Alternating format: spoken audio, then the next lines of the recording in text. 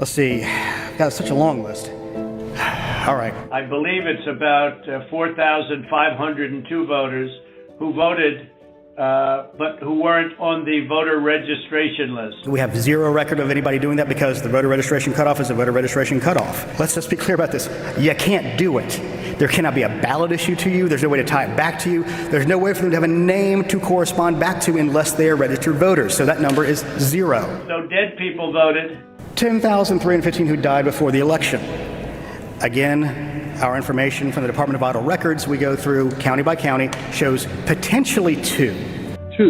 Two people that were dead that voted. For some reason, they put it in 3 times each ballot, and I don't know why. Why not 5 times, right? If there is a problem with the ballot, what it does is it stops. But before that, 4 or 5 will get through. So they say delete that last batch and rescan it so they scan properly.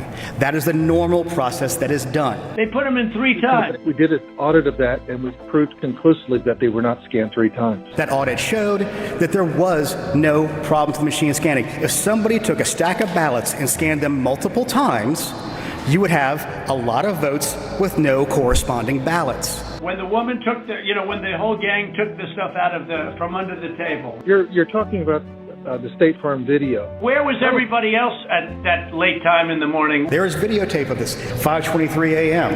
They walk in and they discover what is essentially a pond on the floor where you can see water coming out of the sky. Why did they say a water main broke? Which they did. They ran out because of a water main break, and there was no water main. There was nothing. It was a urinal that was overflowed because they were turned off because, guess what? Nobody's in State Farm because of COVID, other than this particular usage.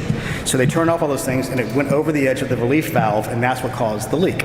They say, okay, we can't do our work here this morning. There are monitors in the room. There is press in the room. They take the ballots that have been opened, put them in carrier trays, and put them in there, and then put them in the boxes, put the lid on because the lid matches the box. They weren't in an official voter box. The carriers, which are normal absentee ballot carriers, and then you see at one point during the video, she ran back in there when everybody was gone and stuffed. She stuffed the ballot boxes, let's face it. A woman crawling on the floor, putting the numbered seals on them so they can keep the chain of custody.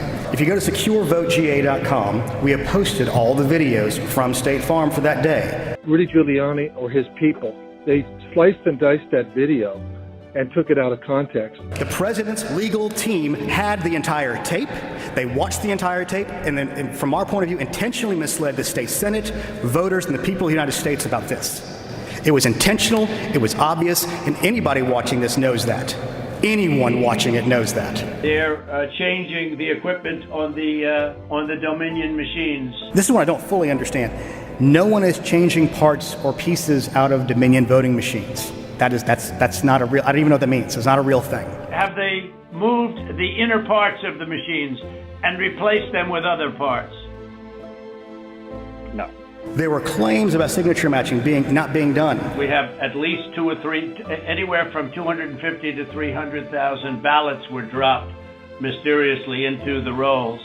Much of that had to do with Fulton County. When are you going to do signature verification on Fulton County? Well, Mr. President, we do have our election. There was a specific allegation the signature verification was not being done on the absentee ballot request form properly in Cobb County during the June primary. Okay, go ahead, please. Go ahead.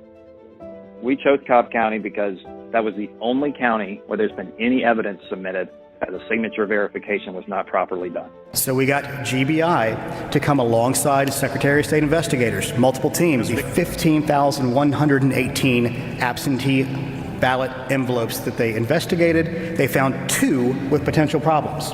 2. We'll find hundreds of thousands of signatures if you let us do it. The thing is, we have certified this election, so there are no more votes to find. So what are we going to do here, folks? I only need 11,000 votes. Fellas, I need 11,000 votes. Give me a break. They have sued the state of Georgia and the Secretary of State. We've had several lawsuits, and we've had to respond in court to the lawsuits and the contentions. There are rules of evidence to follow once you do that. Our lawyers have sent their lawyers a letter saying, if you want to dismiss your challenge, we're more than happy to share this data with you to show that your data is incorrect and you have in fact lost the state of Georgia. There's no way I lost Georgia. There's no way. We don't agree that you have one.